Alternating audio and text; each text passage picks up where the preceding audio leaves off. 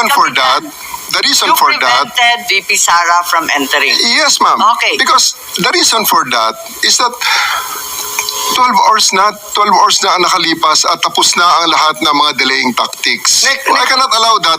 Otherwise, Nick, magiging magulo pa ang situation, Nag-expire sir. pala yung karapatan ng may akusado. expiration date pala yung karapatan ng anak na bumisita sa kanyang tatay. Sir, we do believe, ako sir personally, that's my call at that time because I'm operating on the premise So, ng so it's your aking mission. call. So it's your call to Yes, violate sir. the law. Yes, It's your call to violate the law. Dahil nakalagay sa batas, binasa ni Senator Alan Cayetano na bawal na pigilan yung anak na bumisita. So it's your call to violate the law.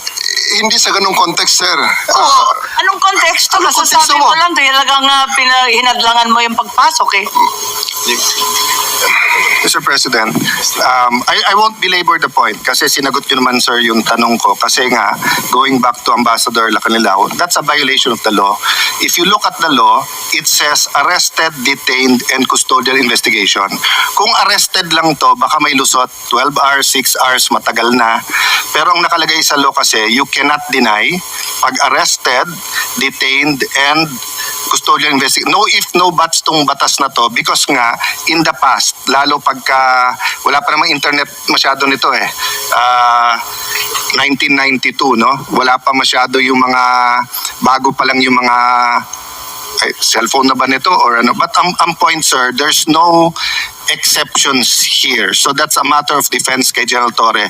But just to pursue this, yung Dr. Suba ni President Duterte certified him fit to travel. Di ba sabi niyo, sir, eventually pinapasok niyo rin doktor niya.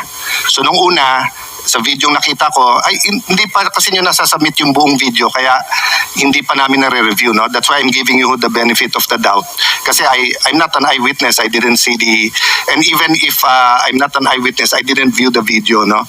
So dun sa nakita ko kasi, you were denying, the President was saying, you have to make sure I'm fit to travel, and then sabi niya, doktor ko, ang sabi niyo, may doktor na dito, it was a police or military colonel.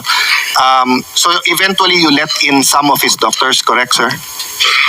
Yeah. Did they certify that he was fit to travel? I believe, sir, on that argument, we can already... No, it's not an argument. I was just asking. Okay, sir. Did Sir, they certify that he was fit to travel or hindi sila tinanong were they fit to travel? it's not part of the procedure for his private doctors for that to do that, sir. It will be if the government doctors who will be No, taking that's not it, sir. true, sir. Ang nakalagay ho dito sa batas, it can be his doctors. Magiging inutil yung batas if you invite your doctors and then they cannot